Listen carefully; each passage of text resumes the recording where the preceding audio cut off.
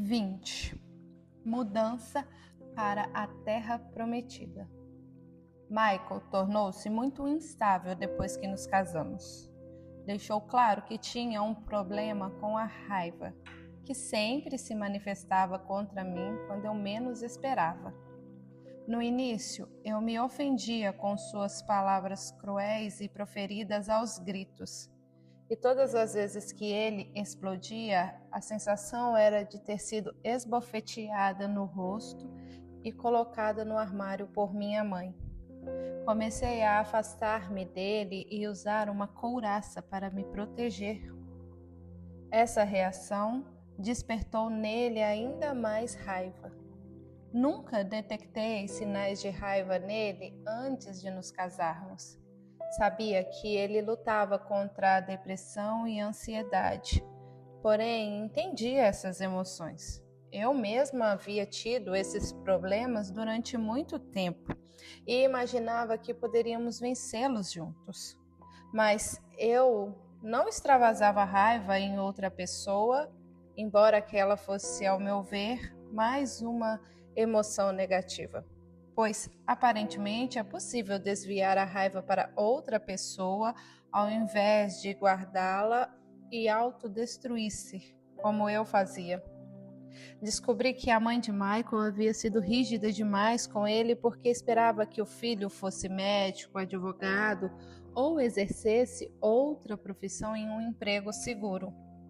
A família armênia de Michael havia sido vítima de assassinatos bárbaros pelos turcos.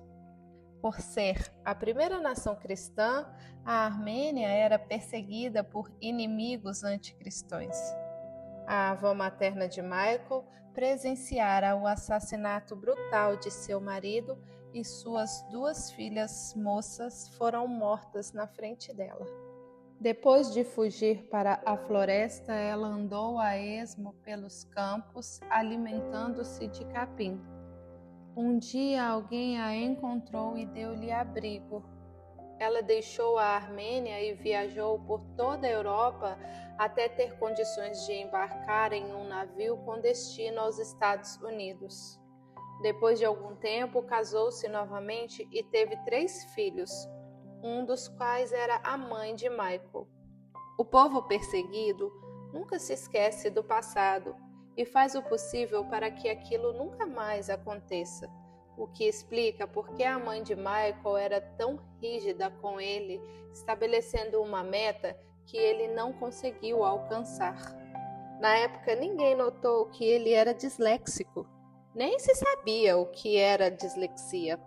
Foi por isso que ele teve tantos problemas na escola. Os pais o consideravam um filho rebelde.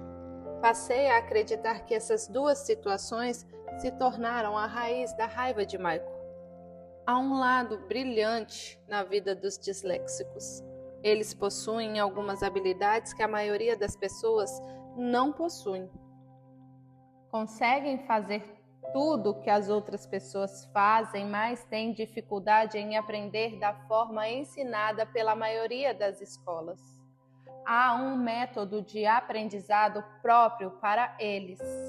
Quando aprendem por meio deste método, superam os outros alunos e prosperam.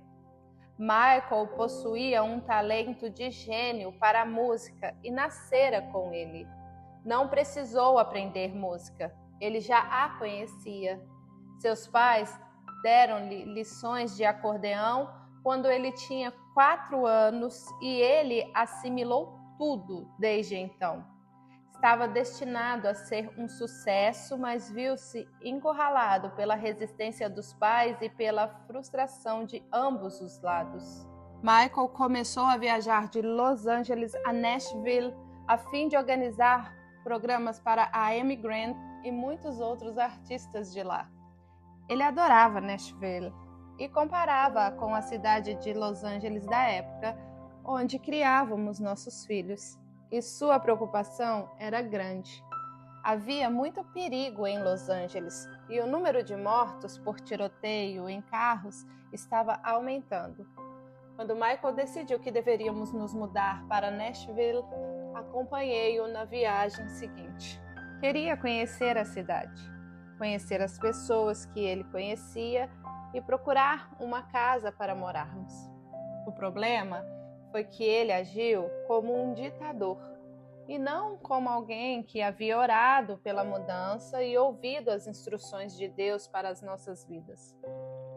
Mostrava-se uma pessoa insensível e irada todas as vezes que víamos uma casa, dizendo que não era a ideal para nós. Em vez de conversar sobre o assunto de maneira civilizada, ele se tornava beligerante. Constatei que ele não estava sendo dirigido pelo Espírito Santo, mas pela carne, e decidi que não abriria mão da segurança de tudo que eu amava.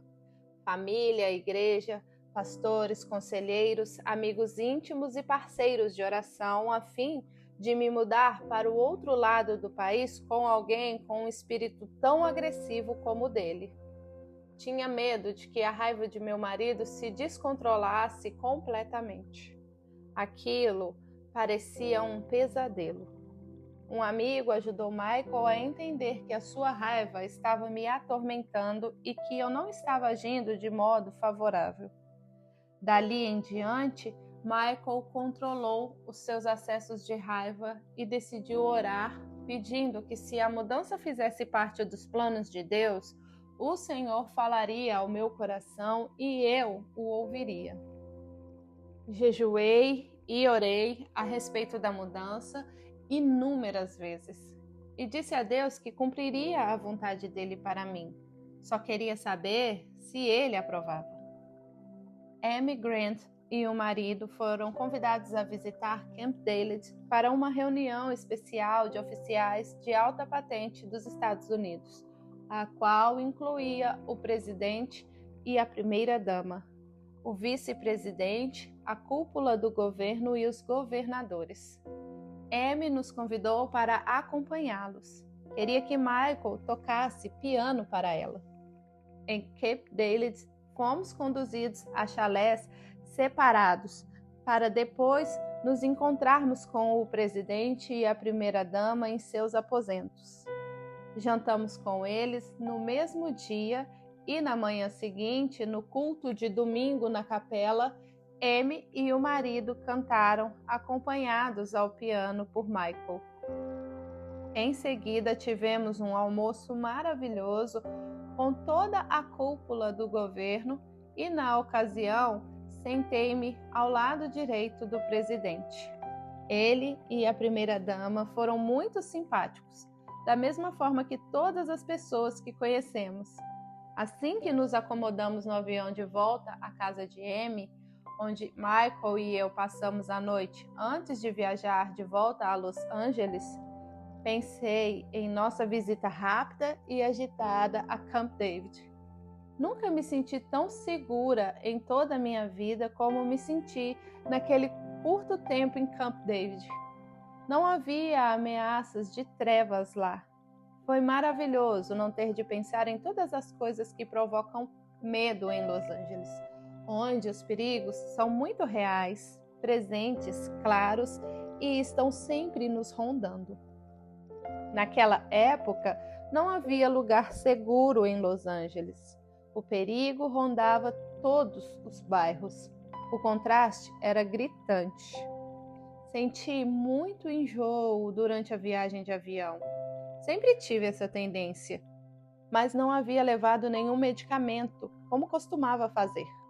Agradeci a Deus por não ter vomitado, um episódio comum no passado. No entanto, no caminho entre o aeroporto e a casa de Amy, tive de pedir ao marido dela que parasse o carro no acostamento para eu vomitar. Foi constrangedor, mas senti-me grata a Deus por não ter vomitado no carro. Tão logo chegamos à casa de Amy, pedi licença e subi as escadas de acesso ao quarto de hóspedes. Estiquei-me na cama na tentativa de melhorar antes do jantar. Deitada naquela cama, ouvi a voz do Senhor de modo tão claro como nunca ouvira na vida. Ele incutiu essas palavras em meu coração. Você precisa se mudar para cá. Encontre uma casa e mude-se o mais rápido possível, mesmo antes de vender a sua casa em Los Angeles. Meus planos para você e Michael estão aqui. Não esperava ouvir nada daquilo, e eu não estava orando naquele momento. Foi tudo muito repentino para mim e não aos olhos de Deus. Voltamos para casa no dia seguinte e a colocamos à venda assim que foi possível. Michael teve de viajar várias vezes a Nashville para trabalhar mais na gravação de Amy, e nesse meio tempo encontrou uma casa para nós. Não tive tempo de ver a casa em Nashville, porque enquanto orávamos juntos pela mudança, entendemos cada vez mais que precisávamos agir rápido. Continuei com a sensação de que poderia haver uma grande tragédia como um terremoto e precisássemos estar longe antes que ela acontecesse. Tudo correu rápido demais enquanto programávamos a mudança. Moramos 4 anos naquela casa em Northwood, onde sentimos muita paz. Mas eu não conseguia afastar a ideia de que havia um espírito maligno e de trevas à nossa volta. Orava constantemente a Deus para que Ele o afastasse e nos protegesse. Menos de 3 semanas antes da mudança, alguém que conhecia Sandy, minha perseguidora, e também seu marido e sua mãe, e sabia o que havia acontecido entre nós, ligou para dizer que o hospital mental daria alta a ela dentro de 1 semana. Uma sensação gelada de medo percorreu a minha espinha. Imaginei nossa família mudando-se para o outro lado do país, morando na casa em Nashville e vendo Sandy espiar pela janela, procurando por mim e meus filhos. Era horrível pensar que nunca nos livraríamos dela. Eu sabia apenas que Deus nos protegeria.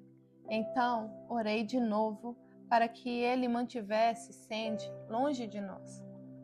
Pedi a Deus que ela fosse curada e se concentrasse em sua família, e que pudéssemos mudar para o outro lado do país antes que ela nos encontrasse. Orei para que ela não sentisse mais o desejo de nos encontrar. Intercedi por sua cura completa, como sempre fiz, mas não tinha certeza se esse fato já acontecera. Na verdade, fiquei sabendo que o marido se divorciara dela e não queria mais nada com a ex-mulher. Ela não voltaria a viver na mesma casa em que ele e os filhos moravam na época. Eu não queria saber muito sobre o paradeiro deles, de modo que não fiz perguntas. Para nós, seria melhor que poucas pessoas tomassem conhecimento de nossa mudança. Causou-me inquietação contar a história àquela pessoa com quem eu falava ao telefone, mas ela pareceu estar do nosso lado, tentando nos advertir. Não revelei a ninguém o local exato de nossa casa, a não ser para as pessoas da família. Disse aos nossos amigos que informaríamos o endereço assim que chegássemos lá. Queria que não mencionassem nada caso alguém lhes perguntasse. Mal pude acreditar que Sandy sairia do hospital alguns dias antes de nossa mudança. Não sentia paz de acreditar que ela estivesse bem, principalmente depois de ouvir que sua família não concordava com a decisão dos médicos de dar-lhe alta. Queria mudar-me para o outro lado do país antes que ela saísse do hospital. Mas, um dia depois dela receber alta, ouvi dizer que havia ido morar perto do hospital, na casa de um namorado. Senti pena dele, pois eu não sabia se ele tinha ideia do problema em que estava se metendo. Na véspera da mudança, quando as vans chegaram para transportar a mobília, a mesma pessoa ligou contando que Sandy havia sido assassinada. O corpo fora encontrado na praia perto do hospital para doentes mentais. Aparentemente, alguém a matou e atirou seu corpo do alto do penhasco em direção à praia onde fora encontrado. Contaram-me que o namorado era o principal suspeito, mas eu não sabia se a notícia tinha procedência. Não queria estar perto daquela situação de maneira alguma, de modo que não perguntei nada. Ao tomar conhecimento da morte de Sandy, as emoções se misturaram dentro de mim. Chorei por sua família, principalmente por seu filho. Porém, senti um alívio inegável, porque nunca mais teria de me preocupar com aquela mulher perseguindo-me e a minha família. Não acreditava que sua morte fosse uma resposta de Deus à minha oração. Ao meu ver, ela enlouquecera como uma pessoa que não conseguiu lidar com sua loucura.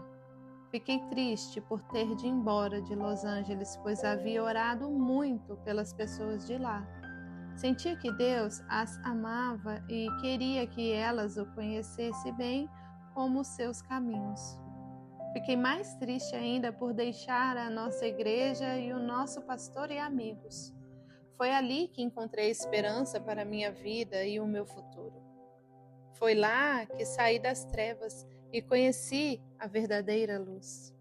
Foi ali que me libertei das emoções negativas que me atormentavam e encontrei alegria e paz incríveis.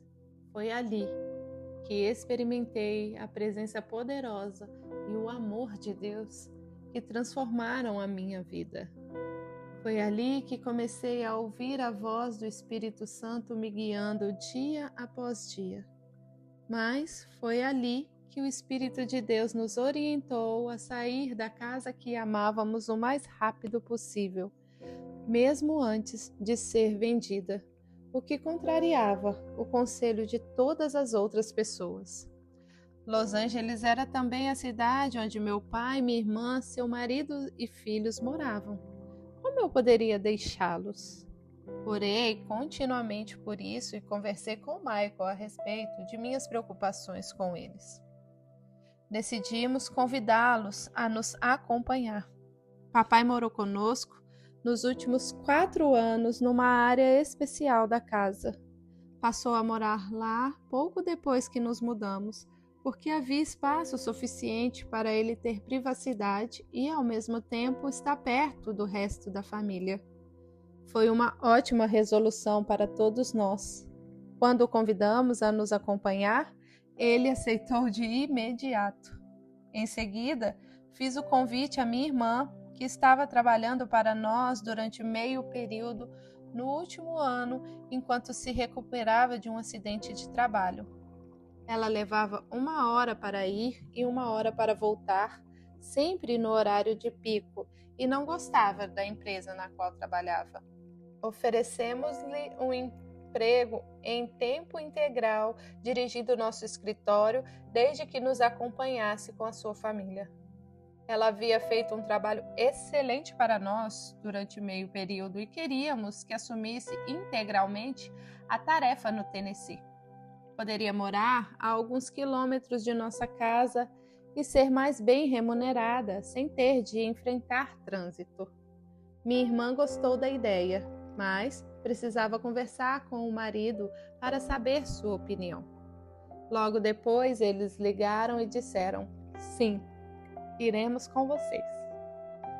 A casa de minha irmã foi vendida rapidamente. Fomos a Nashville e encontramos uma casa que ela comprou sem que o marido a tivesse visto. A casa dela e a minha localizavam-se no mesmo bairro.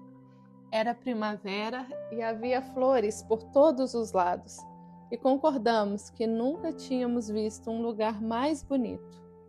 Nossa viagem coincidiu com a Sexta-feira Santa, e Amy Grant e sua família nos convidaram para almoçar com eles no domingo de Páscoa na casa dos pais dela. A família nos deixou muito à vontade e nos emocionamos profundamente com sua generosidade e delicadeza. Nunca nos esqueceremos daquele gesto de bondade de que tanto necessitávamos. Aquelas mudanças, minha e de minha irmã, modificaram nossa vida, especialmente a de nossos filhos, e sabíamos disso. Estávamos preparados para deixar o estresse de Los Angeles para trás. seria como a fuga do Egito rumo à Terra Prometida. Ou assim eu pensava.